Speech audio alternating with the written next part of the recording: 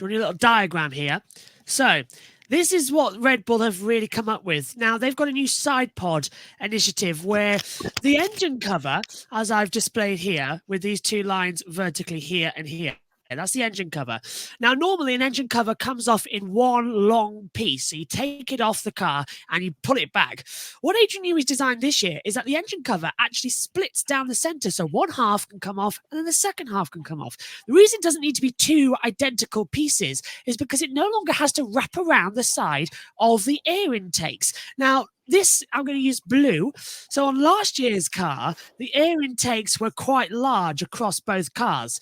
And that used to drag the airflow underneath the floor whilst also curving it across the old front wing. So the old side part of the floor. So there's the floor going downwards. That goes down towards the rear wing, creates the DRS. The air gets sucked in from there, cools the engine from here behind the driver's head and goes out from the side. Now, that was last year's concept with a big, normal, open like AirPod.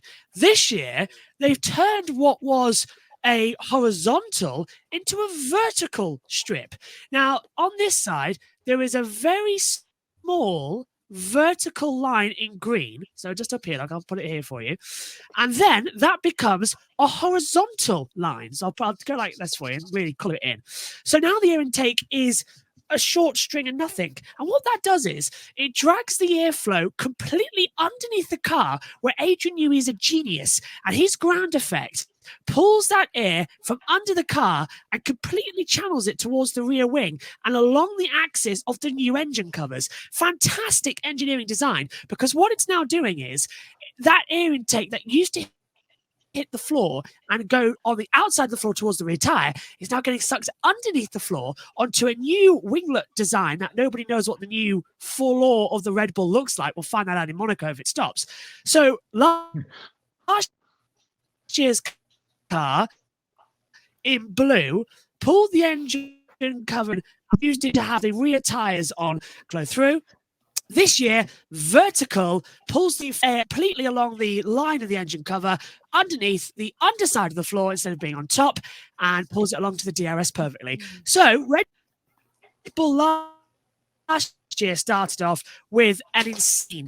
They've started this year with an evolution of that, where the air's not coming from above the car, it's coming from underneath the car and getting blown up. That's getting helped by the pull rod suspension at the front of the car. So instead of a push rod suspension where the wheels get pushed out, they're getting pulled in to the corner. So as you turn, it's getting pulled in. Whereas in a normal car, it's pushed out. So it pushes the wheel. So in terms of having a car go like that, the car goes like that on entry. And all that is sucking the air underneath the floor and completely towards the rear wing. So hopefully that little crude diagram has explained why Red Bull today were so fast. And they don't even have all of the upgrades on the car. They're still running a basic version. Now, that is quite worrying to what we're going to see on days 2 and 3. So there's just a quick little mock-up at Red Bull, and I can't wait until we get that. I'm going to film a feature, and hopefully we'll have time to show it on a grid pre-show, where I properly have a look at that car and get in with it and get all sorts of lines and graphs on. It's going to be hilarious. I can't wait.